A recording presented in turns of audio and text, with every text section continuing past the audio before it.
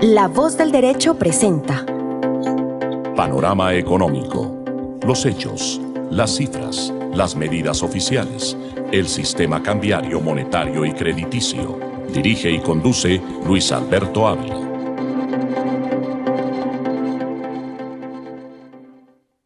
Bienvenidos a Panorama Económico con la dirección general del doctor José Gregorio Hernández Galindo. Hoy les acompañaremos Jimena Charri, Alejandro Velandia, Alberto Ávila y en el Control Master el ingeniero sonido Luis Daza. Como siempre, nuestro panorama internacional, lo que ha pasado en el mundo, las situaciones que estamos registrando en los distintos niveles económicos, especialmente en los Estados Unidos, la decisión que toma la Reserva Federal de subir la tasa de interés. Algunos analistas pensaban que iba a subir un poco más y esto pues tranquilizó un poco a los mercados, pero de todas maneras se registró un incremento de 75 puntos básicos en la tasa de interés de captación o de referencia que la fija la Reserva Federal. Igual aquí el Banco de la República, los 7 economistas que hacen parte de la Junta Directiva del Banco de la República tienen esa función, el Banco de la República, de subir la tasa de interés de referencia. Como lo hemos comentado también acá en La Voz del Derecho, hay 3 tasas de interés fundamentales. La tasa de interés de captación, que es la que determina el Banco de la República y no obedece a la oferta y demanda del dinero. La tasa de intermediación, que es la tasa que ganan los bancos por prestar el servicio financiero a los usuarios, al mercado en general, y desde luego la tasa de colocación, que es una tasa que es así, obedece al mercado, o sea, en la medida que la oferta o demanda del dinero es mayor, pues puede presentarse un incremento o una caída en la tasa de interés de colocación. Para esto, pues desde luego que la determina el mercado y ese mercado lo componen los bancos. En este momento los bancos tradicionales, pero ahora pues desde luego está llegando competencia. Eso hablábamos en alguna entrevista acá en La Voz del Derecho con el doctor Hernando José Gómez, presidente de Asobancaria, que la competencia pues está en los nuevos bancos, las nuevas alternativas, fintechs y otras alternativas que tenemos en el mercado para crédito que pues desde luego generan mejor servicio para los usuarios del sistema financiero. Iniciamos con los indicadores económicos internacionales. Alejandro Velandia, bienvenido a Panorama Económico en La Voz del Derecho. Sí, muy buenas tardes a todos los oyentes de nuestro programa Panorama Económico, mis estimados colegas Luis Alberto Ávila, Jimena Charri, ingeniero de sonido Luis Daza, nuestro directorio José Gregorio Hernández Galindo y nuestros queridos oyentes. Estamos mirando a nivel internacional, mirando datos macro. Comenzamos por las tasas de interés. Recordemos que la semana anterior el Banco Central Europeo había subido sus tasas de interés en 50 puntos básicos. Recordemos que la tasa la tenía en el 0%. Estuvo así durante mucho tiempo. Subieron a 50 puntos básicos, quedando en el 0.50%. Recordemos que la próxima reunión para revisión, en el caso de la zona euro, es el 8 de septiembre de este año. En el caso de la Reserva Federal, recordemos que subieron su tasa, estaba en el 1.75 y subieron 75 puntos básicos, quedando en el 2.50%. Si vamos a hacer un recordatorio de las tasas de interés, miramos que en el gobierno de Donald Trump fue donde se llegó a tener las tasas más altas en los últimos años, que era el 2.50 en el año 2019 y 2018. En esa época le estaba diciendo por qué van a subir las tasas si la economía está creciendo bien y la inflación de Estados Unidos estaba bien. La inflación estaba fluctuando entre el 1 y 3%. Entonces la inflación estaba controlada, que era algo positivo. Recordemos que la tasa de interés, una tasa de interés muy alta que llegó a tener los Estados Unidos, fue en el 2008, 4.75%. Fue de las más altas que ha tenido en los últimos años. Y también 4.75 y 5.25 también en 29 de junio del 2006, corrijo. Y seguimos con los datos internacionales, mirando el tema de tasas. Miramos Reino Unido, que su tasa está en el 1.25%, Suiza menos 0.25%, Banco Central de Canadá 2.50%, Nueva Zelanda 2.50%, Japón menos 0.10%, Rusia 8%. Recordemos que el Banco Central de Rusia llegó a tener su tasa en el 20% tratando de proteger el rublo con el tema de las sanciones económicas por parte de los países occidentales. Miramos el caso de la India, 4.90%, China, 3.70%, y Brasil 13.25%. Estas tasas es interesante hablarlas y enlazarlas precisamente al tema de la inflación. Recordemos que en Estados Unidos la inflación está en un récord histórico nunca antes visto en 40 años, está en el 9.1% la inflación. El anterior fue 8.6%, actualizado, recordemos 9.1%, el último dato. En el tema de las economías a nivel global con menos inflación, acá tenemos unos casos especiales. Por ejemplo, Arabia Saudita. La tasa de inflación, la última revisada, es el 2.3%. Es de las tasas más bajas de los países del G20 a nivel global con la inflación controlada. Miramos a Japón, que también tiene una inflación controlada y en este momento el último dato revisado es el 2.4%, esto para el caso de Japón. En el caso de China, miramos que la última tasa revisada de inflación es el 2.5%. También miramos el caso de Emiratos Árabes, que es una economía ya diversificada, está dentro de las 40, 30 economías más grandes del mundo, es una economía ya diversificada y su última tasa de inflación es el 2.50%. Otro que le sigue con baja inflación a nivel global es Suiza. Recordemos que Suiza es un gran protagonista a nivel internacional, no solo por grandes empresas, sino por manejo financiero. Vemos que su tasa es el 3.4%. Atípico porque pues, la mayoría de países en Europa tienen unas inflaciones que están por encima del 4, 5, 6, 7, 8, 9%. En el caso de Vietnam, una de las economías más desarrolladas o que viene con mucho desarrollo en Asia, también tiene una tasa de inflación controlada que es del 3.37%. Y cerramos con Taiwán, que la última revisión de la inflación de su dato es el 3.69%. Y en el campo internacional pues tenemos a Jimena Charri desde Estados Unidos, en Los Ángeles, en California, para que nos comente. Hoy el presidente Biden hizo una importante intervención a todo Estados Unidos y es interesante que la analicemos en el día de hoy acá en Panorama Económico. Jimena, cuéntenos en resumen qué temas trató el presidente Biden en la intervención en el día de hoy. Muy buenos días para todos nuestros oyentes de Panorama Económico en nuestra emisora La Voz del Derecho. Pues sí, señor, hace alrededor de media hora el presidente Joe Biden presentó un proyecto de ley para reducir la inflación y mejorar la economía del país. Dijo, entre comillas, que pese a todo, esto no suena a recesión. El paquete legislativo está por 739.000 millones de dólares. Busca amortiguar la economía estadounidense afectada por la pandemia por el COVID-19 y luego por las implicaciones de la guerra de Rusia contra Ucrania, lo que ha llevado a un alto costo de los combustibles a nivel mundial. El anuncio realizado por el presidente Biden será la inversión más importante que hayamos hecho en cuanto a seguridad energética, ahorros, generación de empleo y soluciones de energía limpia para el futuro.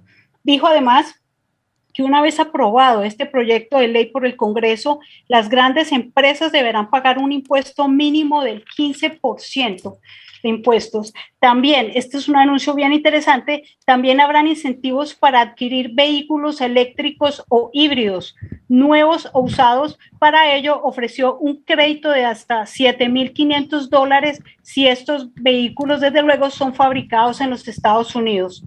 Y pues una noticia muy importante del día de hoy, la Asamblea General de la ONU declara por 161 votos a favor y 8 abstenciones, ningún voto en contra, que el derecho a un medio ambiente sano y limpio es un derecho humano universal. Recordemos que en el mes de junio Costa Rica, Suiza, Marruecos, Eslovenia y Maldivas presentaron un proyecto de resolución de texto a los 193 miembros de la Asamblea. Este, recordemos, es el órgano más representativo de la ONU. La resolución reconoce el derecho a un medio ambiente limpio, sano y sostenible como un derecho humano esencial para el pleno disfrute de todos los derechos humanos y pide a los estados y a las organizaciones internacionales que adopten políticas que intensifiquen los esfuerzos para garantizar el derecho de manera universal. Doctor, y otro dato, recordemos que mañana la Junta del Banco Directivo del Banco de la República se reúne, así es de que mañana pues sabremos si suben o si se mantiene la tasa de interés de intervención, que actualmente, recordemos, está en 7,5%. Sí, ese es la expectativa que hay si se sigue subiendo. Hay pues, economistas que han planteado que hay un margen, porque si la inflación está en el 9.2, 9.3, hay la opción de que se pueda trabajar y subir un poco la tasa de interés hasta llegar a nivelarla con lo que está pasando en el mercado con la inflación. Esta es una alternativa, pero de todas maneras esto sigue incrementando los precios. Sí, recordemos, pues este tema de pronto lo tratamos en panorama nacional, pero recordemos que la inflación en Colombia está en el 9.67%. Recordemos que ya pasó la meta hace mucho tiempo, que era el 3%. Y obviamente se espera que el Banco de la República, muchos están pidiendo que ojalá el Banco de la República suba tasas. ¿Esto por qué? Precisamente más adelante lo trataremos con el tema del dólar, porque obviamente se espera que esto frene el tema de devaluación tan fuerte. Recordemos que por las elecciones en Colombia hay mucho nerviosismo en el mercado, muchos protagonistas, actores del sector de la economía, los sectores de la economía, están ansiosos, preocupados por el tema de reforma tributaria, por el tema de proyecciones, por el tema de políticas que tienen que ver con el sector hidrocarburos, sector energía, y con otros también que, por ejemplo, el tema de las carnes, que se había hablado de ponerle impuesto a cada cabeza de ganado que tuvieran los ganaderos en sus centros de producción. Entonces se vienen muchas cosas que generan mucha incertidumbre.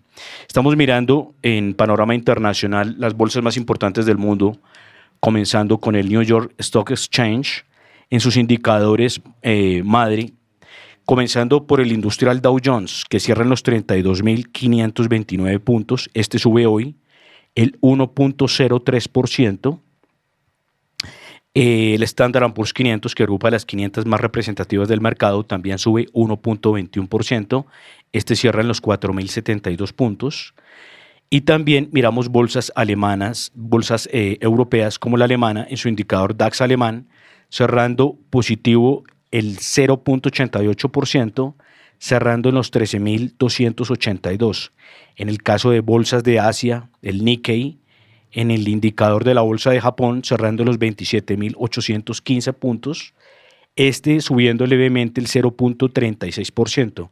Recordemos que Japón tiene una inflación de las más bajas del mundo dentro de las economías desarrolladas. Dentro de las tecnológicas miramos al Nasdaq Composite, Nasdaq 100 cerrando en los 12.727 puntos, este también cerrando levemente positivo el 0.86%. Mirando las acciones más movidas del mercado, ganadoras, ExxonMobil, recordemos sector hidrocarburos, subiendo 1.20%, cerrando en los $92.67. Alibaba, recordemos, Alibaba es una empresa china que cotiza en la bolsa de Nueva York a través de su ADR, que está en los $100.55. Esta sí cae el 2.17%. Twitter, que era la compañía que venía con interés de compra por parte del dueño de Tesla, Elon Musk, viene cerrando a un precio de $40.88, subiendo el 2.58%. Meta, la acción que representa en el mercado a las acciones de Facebook, hoy cae fuertemente, menos el 5.22%. Recordemos que Meta ha venido cayendo mucho en el mercado, prácticamente Mark Zuckerberg ya ha perdido más del 30-40% de su fortuna en los últimos días.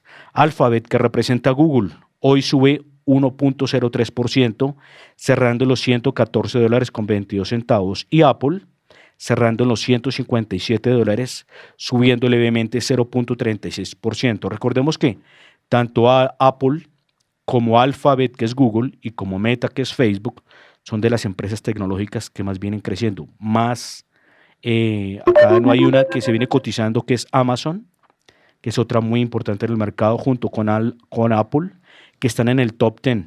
Y Alphabet, que viene también muy de cerca, creciendo en el mercado y jalonando mucho la economía de los Estados Unidos. Y Jimena, allá en Estados Unidos, ¿cómo se recibió este mensaje del presidente? Ya hay algunos medios de comunicación que han venido analizando, viendo los efectos que puede producir estas medidas que ha anunciado el presidente Biden. Pues algo importante, y así ya arrancó el discurso del presidente Biden, fue diciendo que no es una recesión, o sea, todavía no lo han declarado como tal. Yo considero que están tratando de evitar que haya un caos al interior, ¿no? Sí, yo pienso que es un tema de pánico, ¿no? Sí, es pánico económico, diríamos, en nuestros términos. Entonces yo pienso que él está tratando de generar confianza en la economía y tomando estas medidas y también a su vez presionando al Congreso para que sea aprobado este proyecto de ley, porque recordemos que tiene que ser aprobado, ¿no? Por el Congreso. Pero hay dos elementos importantes que debemos analizarlos en la mesa. Uno es pues, las medidas que toma el gobierno, o sea, las medidas ejecutivas. Y dos son las medidas que toma la Reserva Federal, o sea, y la autonomía de cada uno. Y hay otra. Como en el Banco de la República, aquí en Colombia, ¿no? El gobierno no puede decir al Banco de la República, baje la tasa de interés o suba más la tasa de interés, porque son los 7 miembros de la Junta Directiva que por la Constitución de 1991 son autónomos para tomar esa decisión. Aunque hay que decir que hay Obviamente influencia, que ¿no? hay presiones, ¿no? Y hay influencia porque hay miembros del gobierno que están dentro de la Junta Directiva. Exactamente, hay presiones de tipo político, en fin, hay unas incidencias soterradas que no se ven externamente, pero obviamente el ideal, repito, es que la Junta Directiva fuera absolutamente autónoma, o sea, que ellos analicen los hechos económicos. Que sean muy técnicos. Son muy técnicos y que hagan precisamente la triangulación con los indicadores económicos, que esa era la tercera que faltaba. Ese es el ideal. Que es que, o sea, los indicadores económicos son los que van dando el dictado de lo que se debe hacer y de lo que está sucediendo. Las tendencias y hacia dónde va el mercado. Y recordemos que acá, lo mencionaban en otro programa, es que aunque se hable de crisis en el empleo, acá hay empleo. Y la estadística dice que cada ciudadano, cada residente puede tener divinamente 2 empleos.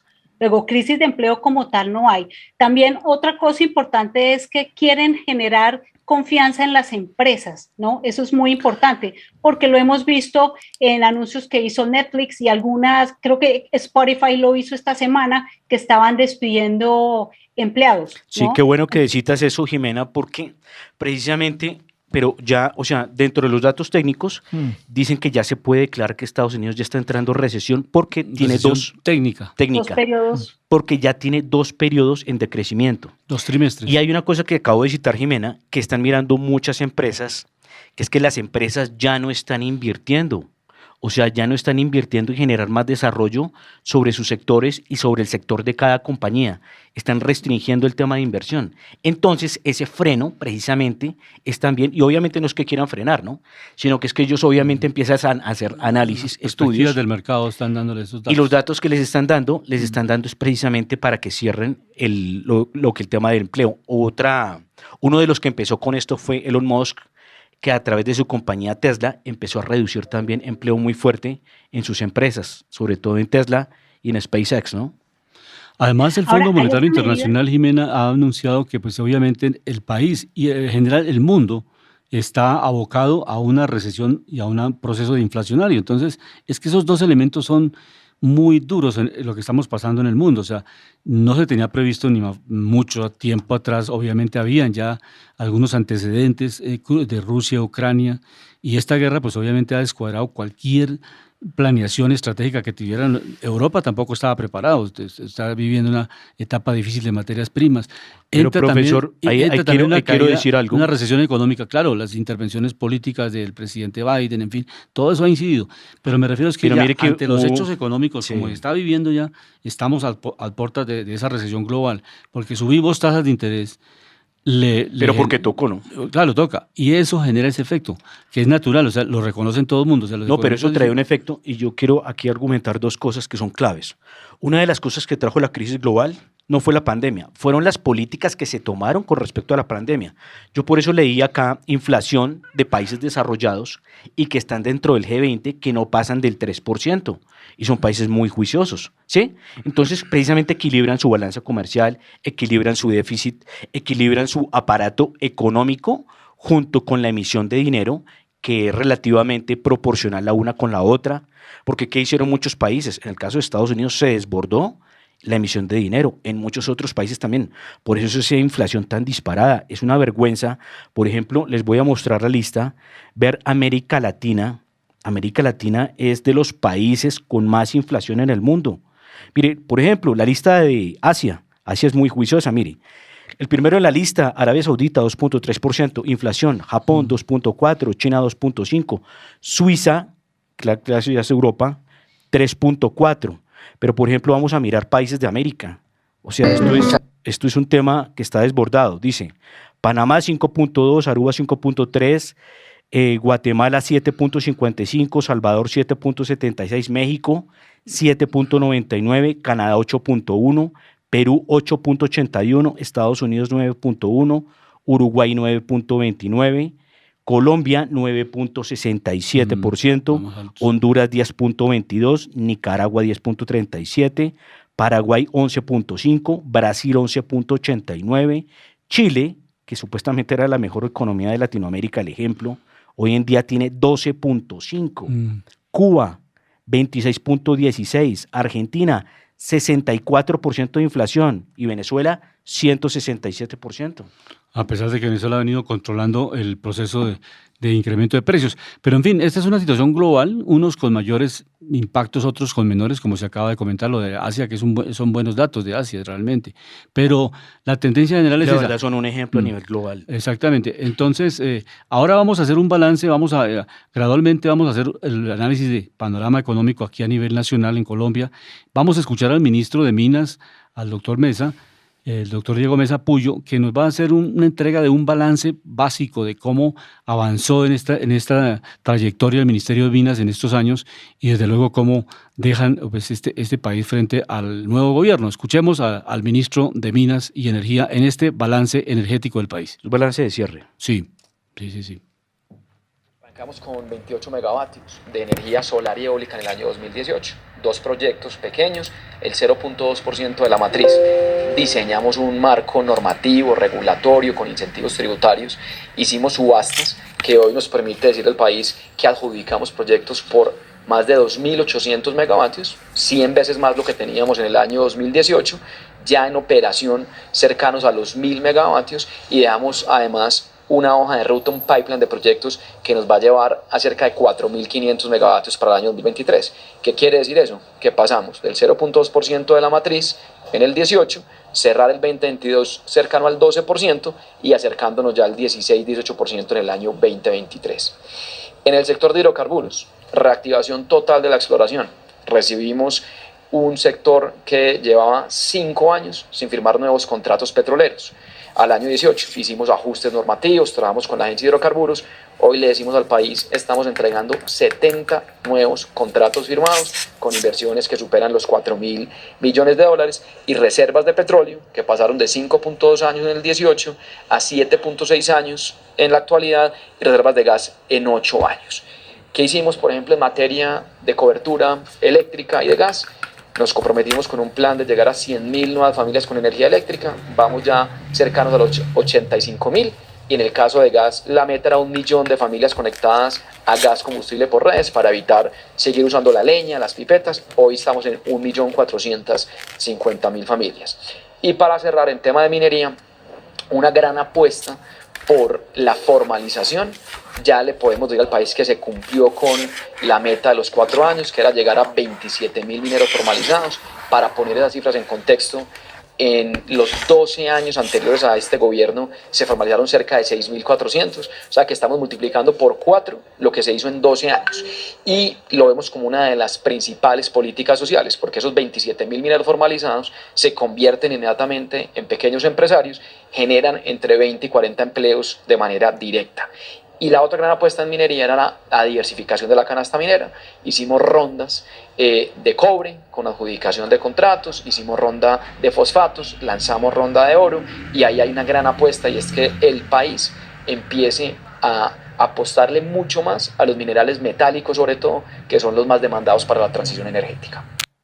Este es el primer balance que hace el ministro de Minas. Más adelante vamos a también conocer el punto de vista en este balance que entregamos hoy del sector del Ministerio de Minas, de cómo también dejaron las bases para la transición energética, o sea, todo lo que tiene que ver con la producción de energía limpia. Entonces, iniciemos con este análisis del ministro. O sea, él parte de la base de que se hicieron rondas mineras, rondas en distintos sectores, también se dejaron 70 contratos firmados por cerca de 4.000 millones de dólares, en fin, hay unas bases importantes. Se pasó de 5.8 a 7.5 la reserva de hidrocarburos, que es importante. No somos una potencia petrolera. Somos un país productor, no somos Venezuela, no somos Emiratos Árabes, no tenemos las reservas de ellos. Sí, pero sin embargo, obviamente, hay que transitar gradualmente y como lo hemos hablado aquí en el programa, no podemos apagar una empresa grande, un producto grande, un proyecto grande que produce divisas para el país, que le produce regalías, que obviamente con eso es que manejamos los proyectos, que ojalá no se perdiera la plata como pasó hace poco con los OCADE, o sea, los órganos colegiados para el manejo de las regalías, se perdieron 500.000 millones, profesor Alejandro. Entonces, están embolatados. Entonces, entre la Contraloría, Planeación Nacional y la Dirección de Regalías, pues obviamente ya está denunciado en varios medios de comunicación cómo pedían comisiones para que esos contratos fueran aprobados. Y los mismos alcaldes mediante audios grabaron cómo era que les pedían esas comisiones para que los pobres alcaldes que presentan sus proyectos regionales para que se los financien con esos recursos, tenían que pasar comisiones a estas personas, que eso es absolutamente ilegal. Y eso no debe suceder en el país. Eso lo investiga la Contraloría. Y la Procuraduría y todas las CIAs. Ojalá haya resultados, porque siempre, como en Colombia se habla, vamos a hacer una investigación exhaustiva, y exhaustiva dura 10 años y no hay resultados.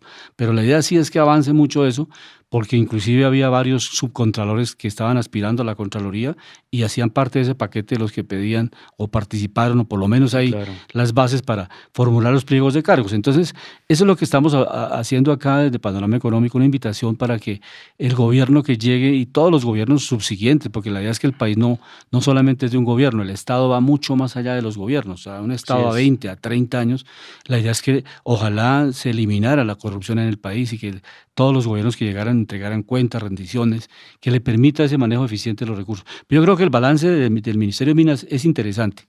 Sí, algo importante, hablando de materias primas, miramos hoy, por ejemplo, el oro.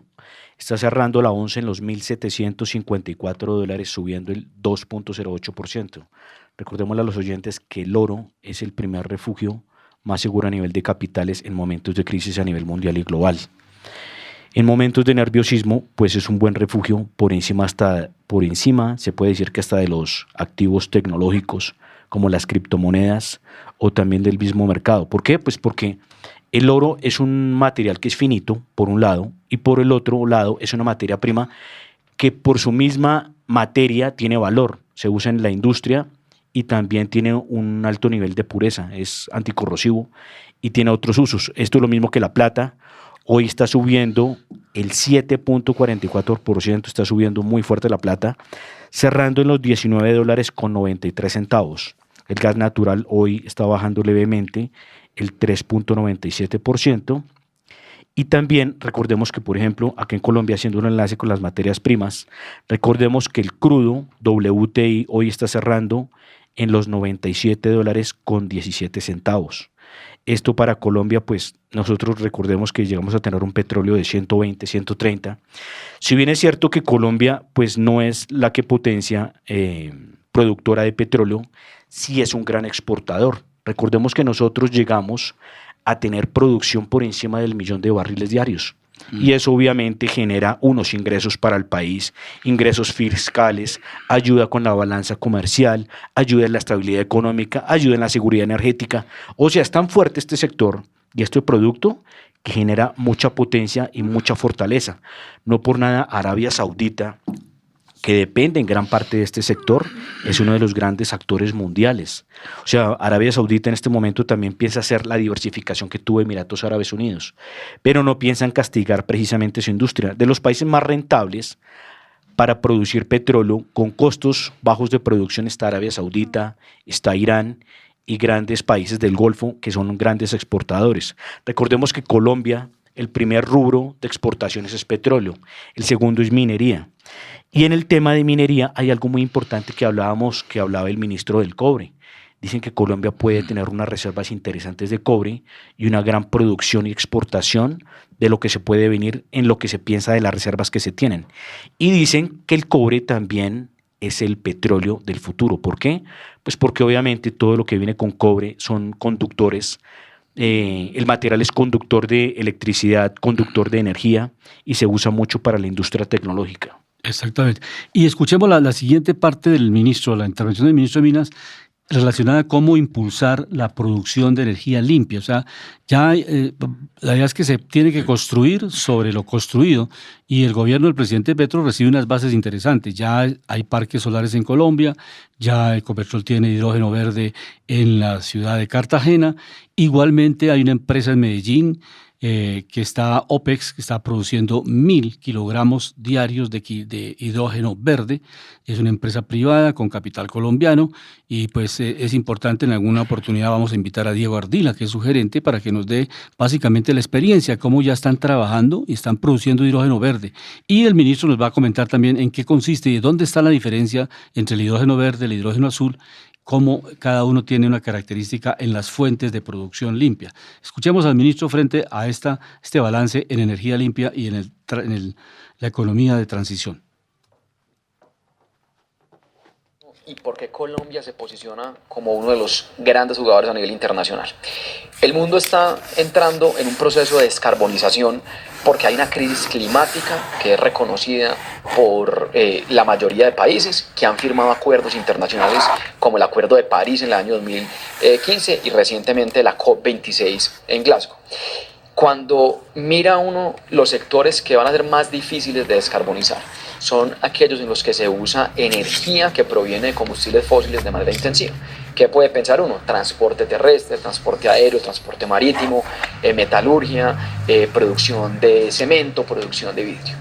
Y ahí aparece el hidrógeno como uno de los vectores energéticos limpios que puede ayudar a descarbonizar esas industrias. Entonces el hidrógeno hoy se produce y se consume hidrógeno en muchas partes. En Colombia producimos y consumimos cerca de 155.000 toneladas, pero se produce a partir de fuentes fósiles, con un reformado de metano para no entrar, digamos, en los conceptos técnicos de ingeniería. Pero desde hace varios años se ha demostrado que producir hidrógeno de fuentes renovables es una posibilidad que cada vez está más cerca. ¿Qué son esas fuentes? Energía renovable como el agua, como el sol o como el viento. ¿Y cómo se produce? A través de un proceso de electrólisis, que es separar las moléculas del agua, que es H2O, que es lo que estudiamos todo en el colegio, separar las moléculas de hidrógeno de las de oxígeno y utilizar ese hidrógeno para almacenar energía, para producir energía, etc. Entonces, lo importante es poderlo producir de manera limpia, que la energía que se utiliza en el proceso de electrólisis para esa separación provenga de fuentes renovables. Puede ser agua, puede ser viento, puede ser sol. Y Colombia tiene un gran potencial. No solamente en agua, somos el quinto país con el mayor recurso hídrico renovable en el planeta, sino que tenemos además gran potencial eólico y solar. Yo hablaba ahora de lo que estamos dejando de proyectos adjudicados en energía solar y eólica. Entonces, ¿qué dijimos en el gobierno? Hay que apostarle al futuro de la energía en Colombia. Y el futuro pasa definitivamente por producir hidrógeno de cero y bajas emisiones. Entonces lanzamos la hoja de ruta. ¿Qué hicimos con la hoja de ruta? Dividimos el país en varias regiones y miramos la competitividad de producir hidrógeno de cero y bajas emisiones en esas regiones, que se requiere tener agua y fuentes renovables de energía. Y nos trazamos unas metas muy claras al año 2030 y al año 2050. Adicionalmente, dejamos estructurado todo el marco normativo. En la Ley de Transición Energética, la Ley 2099, dejamos el hidrógeno como uno de los beneficiarios de los incentivos tributarios, como la sobrededucción de las inversiones contra el impuesto de renta, las exenciones del IVA, la exención de aranceles, la depreciación acelerada, entre otros. Y le presentamos al país la visión que tenemos para que el país se convierta en productor de hidrógeno. Esto fue en septiembre del año pasado. 6 meses después de haber lanzado la hoja de ruta, pusimos en operación con el sector privado, con Ecopetrol y con Promigas, los 2 primeros proyectos piloto de electrolizadores de hidrógeno verde en el país con base en energía solar. Uno está en la refinería de Cartagena, de Ecopetrol, el otro está en la planta de Promigas también en Cartagena, donde se convirtió Colombia en el primer país en mezclar hidrógeno verde con gas natural para la red de distribución en el departamento de Bolívar. Y posterior a eso, Ecopetrol ha anunciado su propia hoja de ruta al año 2040 para producir 1 millón de toneladas de hidrógeno de serie y bajas emisiones, y firmó alianzas con 6 empresas internacionales, europeas, americanas, asiáticas, para que sean sus socios en materia de tecnología. Entonces el hidrógeno, estoy completamente convencido que va a ser parte de este presente y del futuro energético de Colombia, porque Colombia tiene todo para producir y exportar hidrógeno al mundo.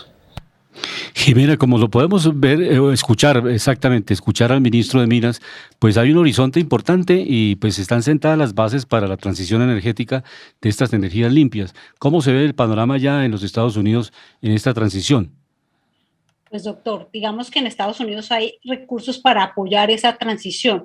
Lo que hemos mencionado algunos programas sobre la facilidad que hay para, por ejemplo, comprar carros eléctricos híbridos. Yo pensaría que en Colombia debería existir también esas ayudas para que las personas puedan adquirir estos carros, porque actualmente en Colombia son supremamente costosos. Entonces, como lo mencionaba, por ejemplo, hoy el presidente Biden, pues la idea de este paquete, de este proyecto de ley, es ayudas desde $7,500 para la compra de estos carros. Yo pienso que eso es un gran adelanto y ojalá los modelos se pudieran copiar en el buen sentido de la palabra, que en Colombia existieran ese tipo de ayudas, porque, como lo mencionaba el ministro, el hidrógeno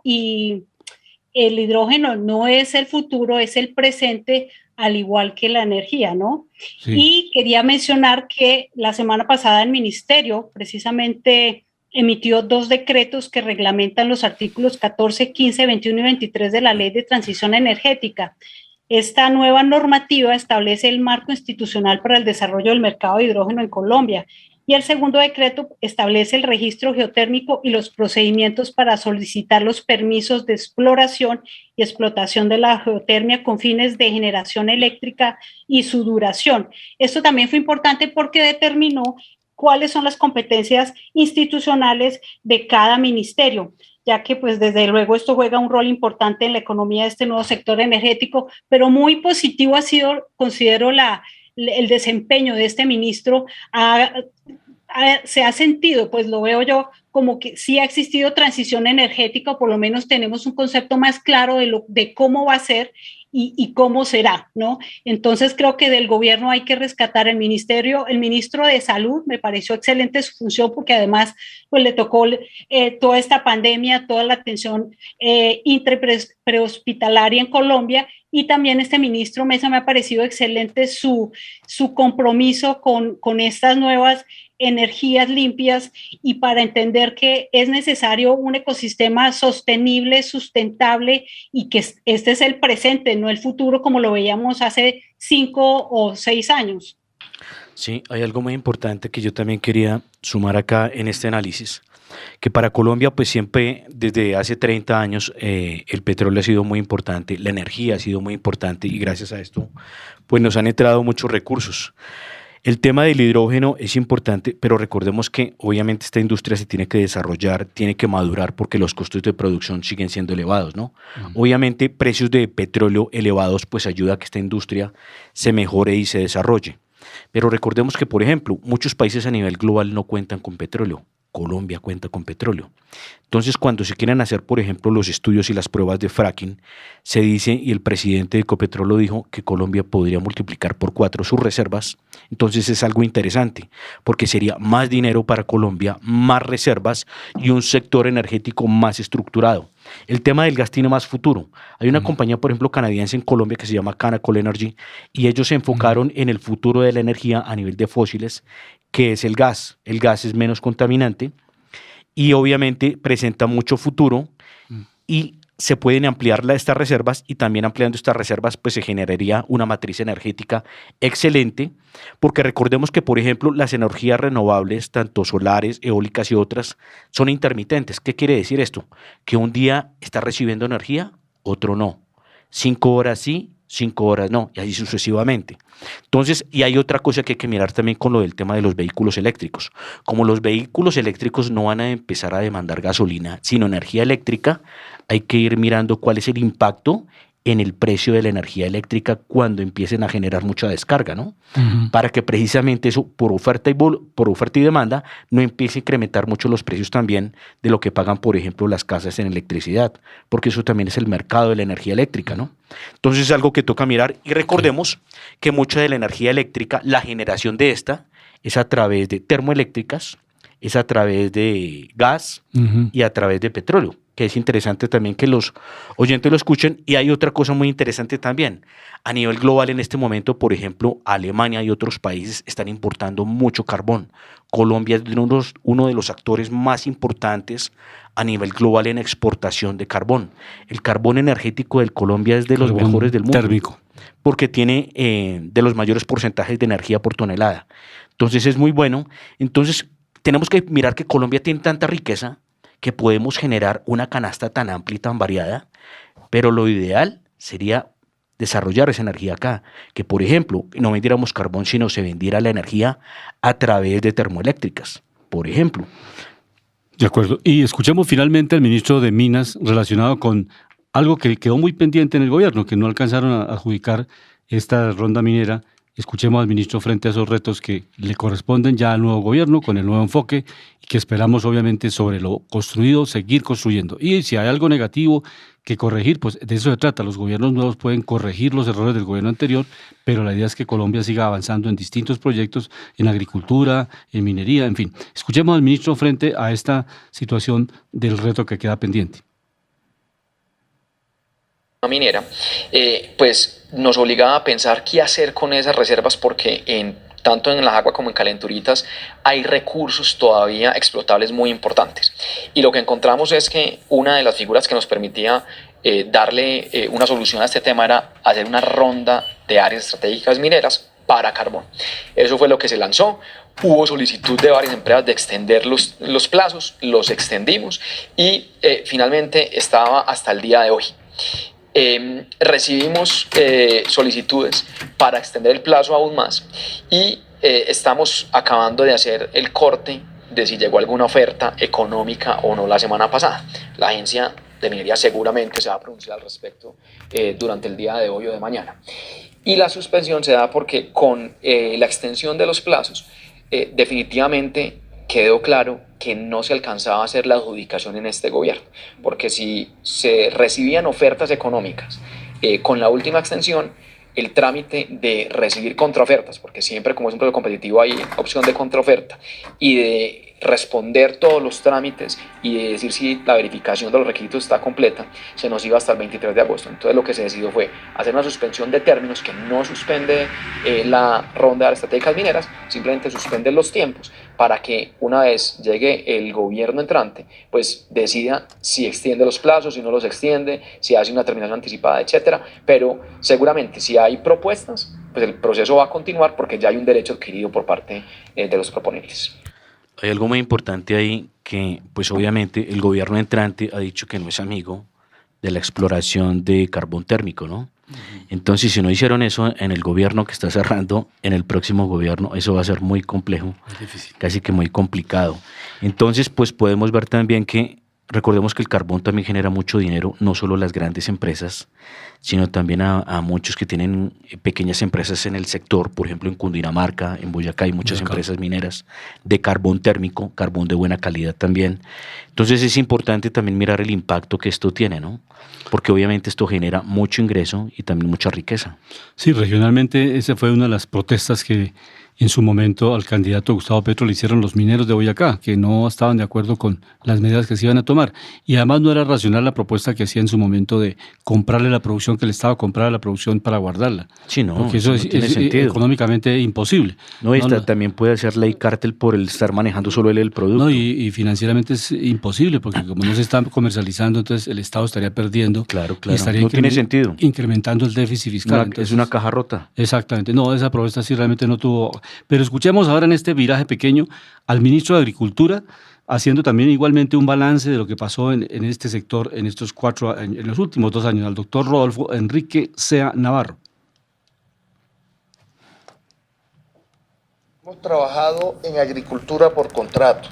La meta dentro del Plan Nacional de Desarrollo es llegar a 300.000 productores en agricultura por contrato. a hoy, ya completamente validado, y esperamos tener la nueva cifra en el día sábado, hemos llegado a 298.000 a hoy, y el día sábado debemos estar pasando los 300.000 completamente certificados, que han podido vender más de 1.7 billones de pesos y donde tenemos más de 1.000 aliados comerciales. El segundo logro también tiene que ver con la comercialización y son las exportaciones. Hemos tenido las mayores exportaciones de la historia. Llegamos el año pasado a 9.418 millones de dólares. Si hacemos una cuenta entre junio del año 2021 y mayo del año 2022, estamos llegando a más de 10.600 millones de dólares en exportación. Pero algo muy importante, hemos dejado ya más de 65 nuevas admisibilidades en el mundo para nuevos productos, diversificando el sector y haciendo el 22% de esas exportaciones. Y lo otro que yo creo que es importante es la atención de la mujer rural. Hemos atendido más de 920.000 mujeres rurales con diferentes programas del ministerio, créditos, capacitaciones, alianzas productivas, Campo Emprende, Pidares, en toda la oferta institucional. Es la declaración del ministro de Agricultura frente al balance que está haciendo el sector agropecuario. Es importante precisar dos elementos. Uno, que pues obviamente la agricultura por contrato, o sea, que no solamente el campesino produzca, sino que tenga una proyección de venta de sus productos. Eso es bien interesante. Perdón, estamos hablando de una cifra que es correcta, 9.418 millones de dólares. ¿En qué? ¿En producción o en exportación? En exportación. En exportación. Exportación. O sea, ¿el sector le fue bien? Sí, le fue relativamente bien, pero desde luego que hay elementos importantes, o sea, algo que quedó represado. Hay que recordar que Colombia importa más alimentos de lo que exporta, ¿no? Importamos 14, y no todo lo que importamos, las 14 millones de toneladas, no todo solamente es para consumo inmediato, sino también es materia prima para la producción de huevos. Y mire que hablando de una cosa que se encaja con las dos cosas que veníamos hablando, sector energía y sector agrario, hay dos cosas, que es que el petróleo también sirve, una materia prima, una submateria del petróleo también sirve para los fertilizantes, ¿no? Sí. Entonces no hay que satanizar las cosas, sino más bien aprenderlas a usar, a darles ese uso complementario. Y hay otra cosa que también miraba, por ejemplo, hoy las acciones del mercado, mirando datos a nivel Colombia, las acciones más cotizadas en el mercado hoy, miramos a Ecopetrol, hoy cerrando en un precio de 2.273 pesos y hoy cayendo menos el 0,31%, recordándole a los oyentes y a mis estimados colegas de mesa que la acción de Ecopetrol llegó a alcanzar valores de 5.800 en sus mejores tiempos, ¿no? Hoy está cerrando en un valor de 2.273. ¿Sí, Jimena? No, pues quería comentarles también a nuestros oyentes y a ustedes que yo compré acciones de Ecopetrol a 1.700 pesos hace más de 10 años.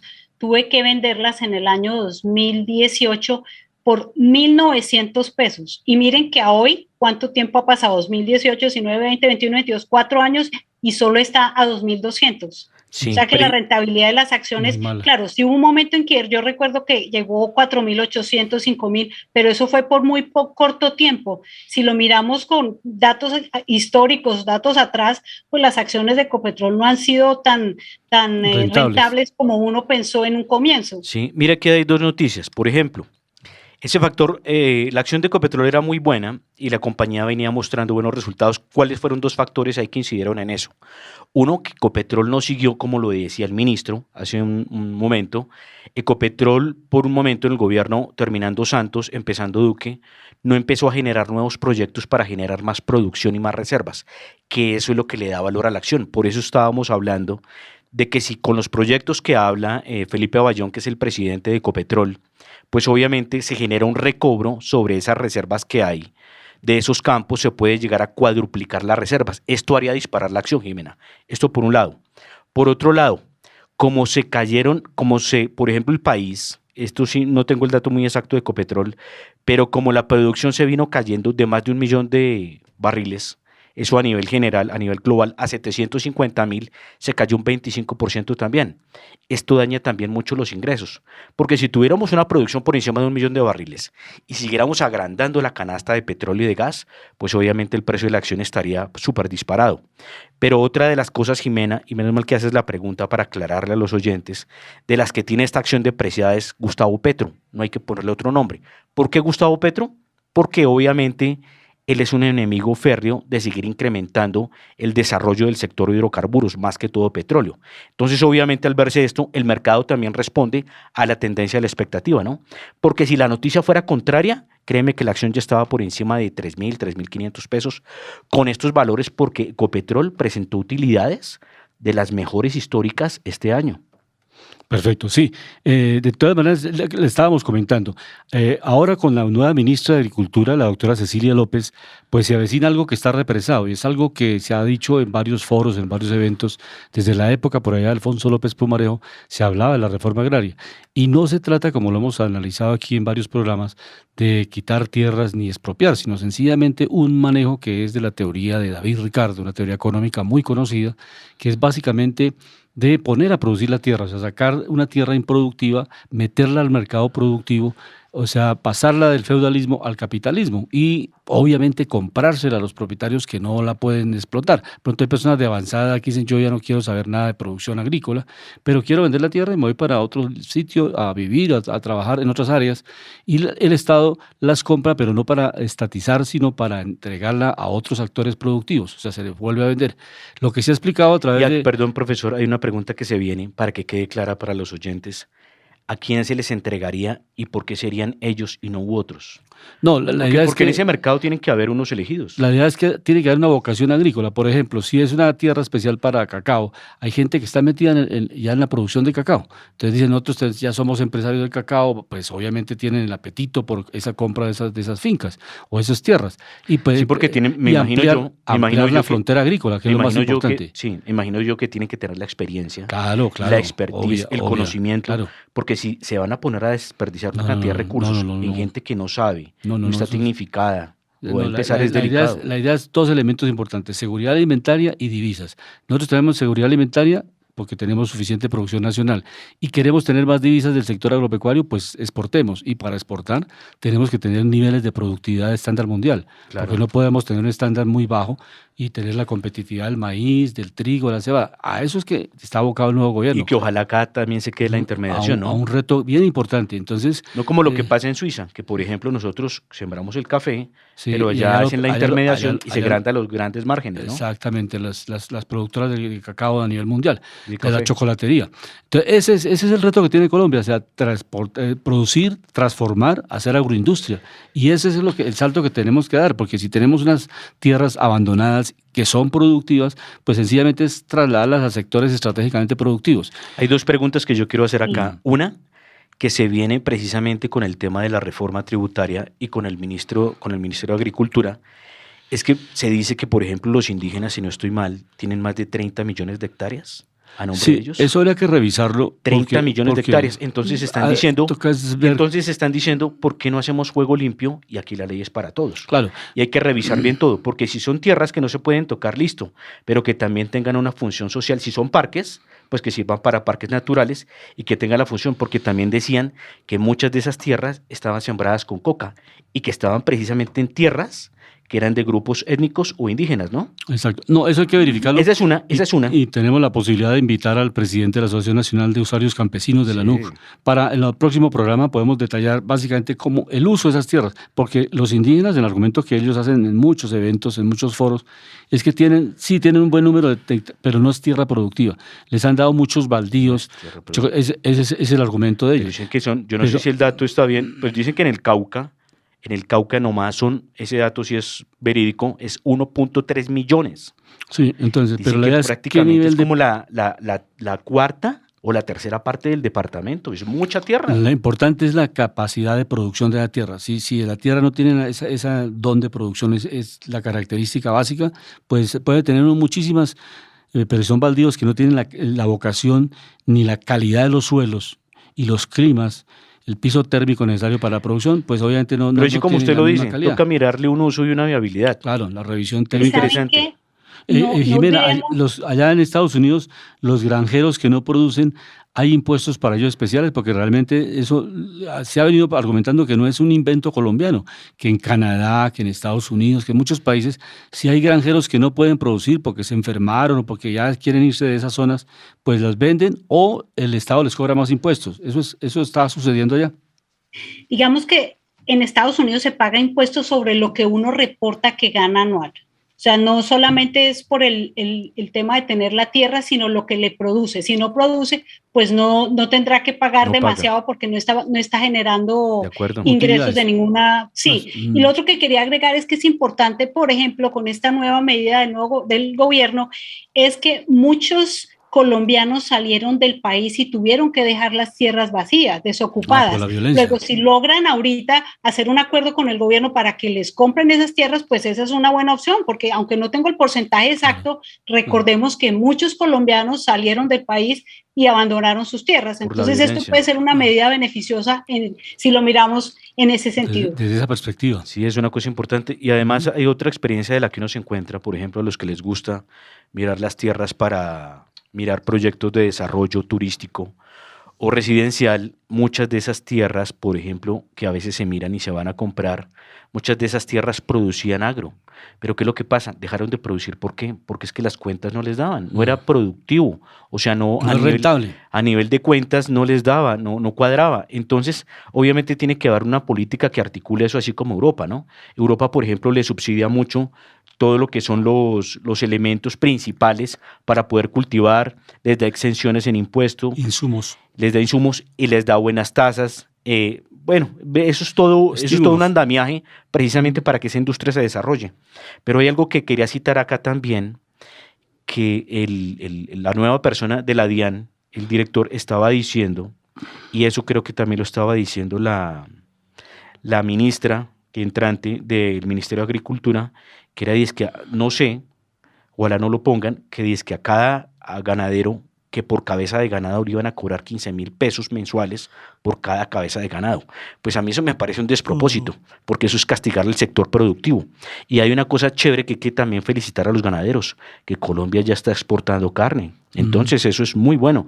¿Cómo será que Colombia estaba exportando carne hasta en Rusia? Superaron la fiebre aftosa, que fue uno de los grandes problemas Y eso para es poder muy bueno, exportar. sí. Sí, la calidad y toda la trazabilidad para poder tener la certificación internacional para poder exportar carnes no es fácil y la lograron. Eso sí es un esfuerzo del sector ganadero importante. Pero ya le digo, la idea es que Colombia avance de la mano. Aquí yo creo que no llegó la hora de la exclusión, sino la hora de inclusión. Empresarios, trabajadores, universidades, centros de investigación, a ver cómo podemos sacar al país adelante y cómo se puede superar esta violencia que hemos vivido durante más de 50 años. Entonces, ese es el reto más interesante, ¿no? Entonces, de otro lado, aquí en Bogotá, pues Bogotá, ¿cómo vamos? Calificó como una de las ciudades más desiguales a Bogotá, de las ciudades del mundo, de las capitales del mundo. Entonces, realmente es preocupante porque a pesar de que aquí la administración de Bogotá ha tratado de invertir, de entregar aportes en la pandemia a sectores de ingresos más bajos o a gente que quedó definitivamente muy golpeada por la pandemia, aún así con esas ayudas y esos subsidios que entregó la administración digital, la ciudad en este análisis que hace Bogotá, ¿cómo vamos?, no queda muy bien rankeada. Y en un próximo programa acá en Panorama Económico, pues haremos un análisis de sector por sector de cómo está el comportamiento económico en la ciudad y por qué la ciudad no avanza en esta parte de equidad, de distribución de ingresos, a pesar de los esfuerzos de la administración digital. Sí, hay algo muy importante y yo le decía a Jimena, hay algo también muy interesante con las acciones de Ecopetrol, no sé si Jimena lo recibió, los dividendos. Ecopetrol daba de los mejores dividendos de Colombia y del mundo. Eso era una de las maravillas. Y hay otra cosa que yo no sé, también Ecopetrol llegó a tener precios de 5.800. Recordemos que la primera emisión de Ecopetrol fue a 1.400 pesos. Entonces, que fue como en el 2006. Yo compré la segunda emisión de Ecopetrol, que fue como a los 2 años, pero la primera fue entre 2006 y 2007. La primera fue 2007. Sí, que estaba a 1.400. 2007. Y luego sacaron una segunda emisión a 1.700, que fue cuando yo compré. Y lo que les decía, sí tuvo una etapa muy buena, pero como nunca supimos cuál era el mejor momento para vender, no vendimos en el momento que era, por decirlo así. Yo vendí en el 2018, o sea, casi que 10 años después, casi al mismo precio de lo que compré, entonces realmente no gané.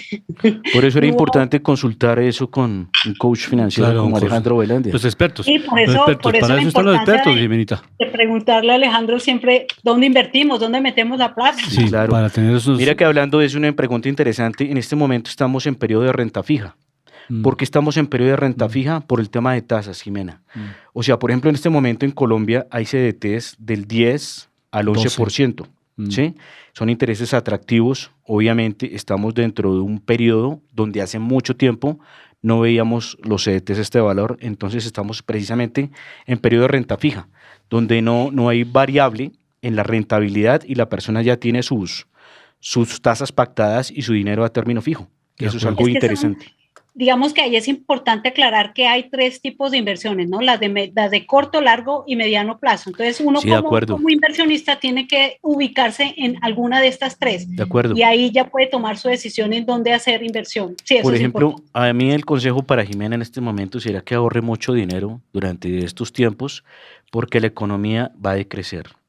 Y como la economía va a decrecer cuando tenga un buen ahorro, cuando el mercado esté reventado, se invierte en unos activos que estén muy disminuidos en su valor y ahí es donde se puede multiplicar por 1, por 100, por 200 o por 300.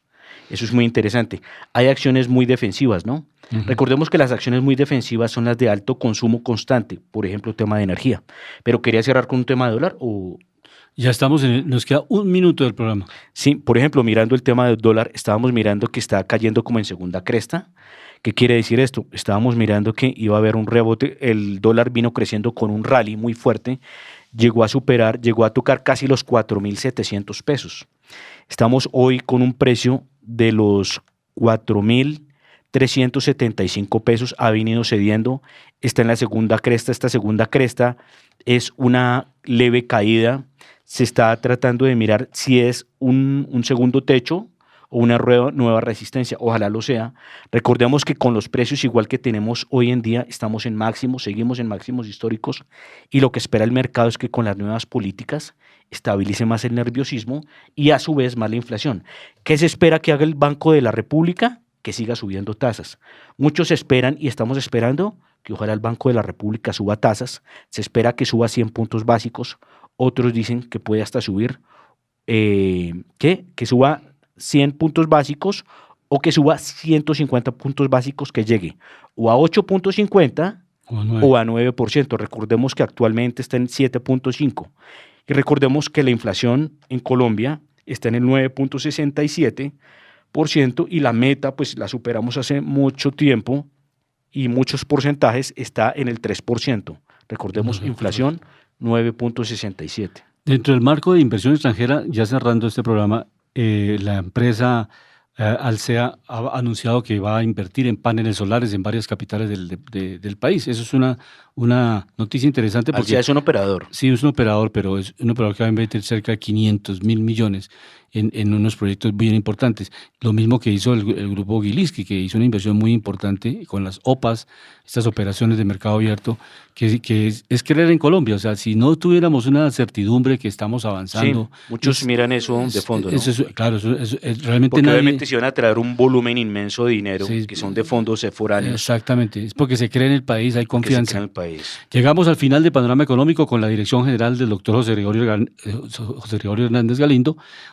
Hoy les acompañamos Jimena Charri desde Los Ángeles, allá en Estados Unidos, Alejandro Velandia, Alberto Ávila y en el Control Master el ingeniero de sonido Luis Daza. Excelente día para todos. La Voz del Derecho presentó Panorama Económico. Los hechos, las cifras, las medidas oficiales, el sistema cambiario, monetario y crediticio, la agricultura, la industria, en La Voz del Derecho.